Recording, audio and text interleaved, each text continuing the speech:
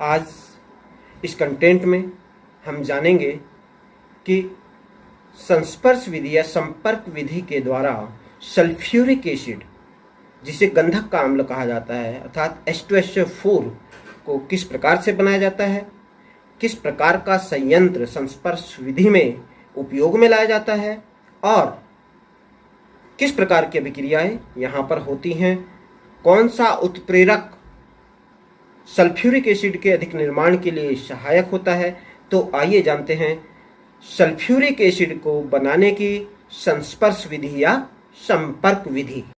संपर्क विधि के द्वारा सल्फ्यूरिक एसिड के निर्माण की जो प्रक्रिया है यह 3 चरणों में संपूर्णता को प्राप्त करती है। पहले चरण में सल्फर या सल्फाइड अयस्क को वायु के साथ में दहन करके सल्फर डाइऑक्साइड का निर्माण किया जाता है।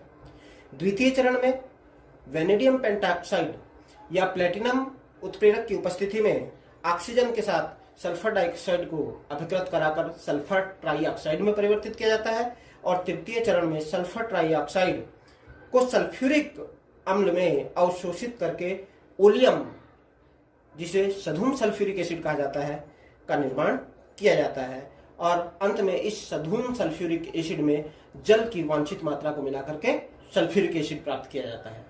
ये आपके सम्मुख संपर्क विधि के द्वारा सल्फ्यूरिक एसिड निर्माण में प्रयुक्त होने वाले संयंत्र का रेखा चित्र। इसमें सबसे पहले एक ये चैम्बर दिखाई दे रहा है आपको। इस चैम्बर को कहा जाता है पाइराइट बर्नर। इस बर्नर में सल्फर या सल्फर के अयस्क को वायु के साथ गर्म किया जाता है, जलाया जाता है, दहन किया जाता है, जिसके फलस्वरूप सल्फर डाइऑक्साइड प्राप्त होती है। पाइराइट बर्नर से प्राप्त सल्फर डाइऑक्साइड गैस को धूल कक्ष में प्रवाहित किया जाता है, जहां पर ऊपर से भाप प्रवाहित की जाती है। यह भाप धूल के कणों को स्थिर होने में सहायता प्रदान करती है। इस सल्फर डाइऑक्साइड को धावन कक्ष में प्रवाहित किया जाता है।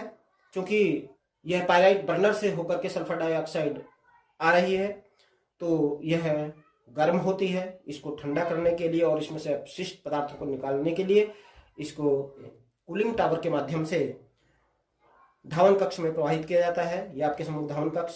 यहाँ पर ऊपर से जल की बौछार गिर रही होती है, जिससे जो सल्फर डाइऑक्साइड है वो सल्फर डाइऑक्साइड शुद्ध मात्रा में आगे की ओर बढ़ जाती है और जो अपशिष्ट जल है वो नीचे अलग निकल जाता है।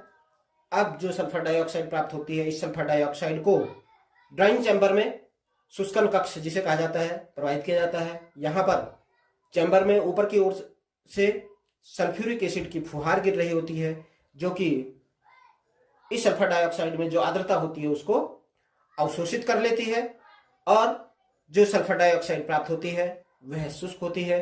अब इस सल्फर डाइऑक्साइड को आर्सेनिक शुद्धिकारक कक्ष में प्रवाहित किया जाता है। चूंकि गैस में आर्सेनिक की अशुद्धियां पाए जाने की संभावना अधिक रहती है, तो यहाँ पर इस आर्सेनिक शुद्धिकरण कक्ष में जो आर्सेनिक से संबंधित अशुद्धियां हैं उनको पृथक कर दिया जाता है। तत्पश्चात जो सल्फर डाइऑक्साइड गैस है इसको उत्प्रेरक कक्ष में प्रवाहित किया जाता है। इस उत्प्रेरक कक्ष में सल्फर डाइऑक्साइड को प्रवाहित करने पर या तो यहाँ पर वेनेडियम पेंटाऑक्साइड उत्प्रेरक के रूप में रखा रहता है, या फिर इसके स्थान पर प्लेटिनम की जाली उत्प्रेरक के रूप में उपयोग में लाई जाती है। यहाँ पर उत्प्रेरक की उपस्थिति में सल्फर डाइऑक्साइड ऑक्सीजन के साथ अभिकृत होकर के सल्फर ट्राइऑक्साइड का निर्माण करती है और यह सल्फर ट्राइऑक्साइड अंत में अवशोषक स्तंभ में प्रवाहित की जाती है। यह आपके सामने अवशोषक स्तंभ। यहाँ पर ऊपर से सांद्र सल्फ्यूरिक एसिड की बूंदें गिर रही होती हैं, जो कि सल्फर ट्राइऑक्साइड के साथ अभिक्रिया कर लेती हैं और सधूम सल्फ्यूरिक एसिड, जिसे ओलियम कहा जाता है, H2SO7 का निर्माण करती हैं। इस अवशोषक स्तंभ में क्वार्ट्ज की मात्रा भरी रहती है, जो कि इसमें आर्द्रता होती है, जो नमी होती है उसको अवशोषित कर लेती है। और इस ओलियम में आवश्यक मात्रा में वांछित मात्रा की वांछित सांद्रता का अम्ल प्राप्त करने के लिए, सल्फ्यूरिक अम्ल प्राप्त करने के लिए इसमें जल की मात्रा मिला करके सल्फ्यूरिक एसिड प्राप्त कर लिया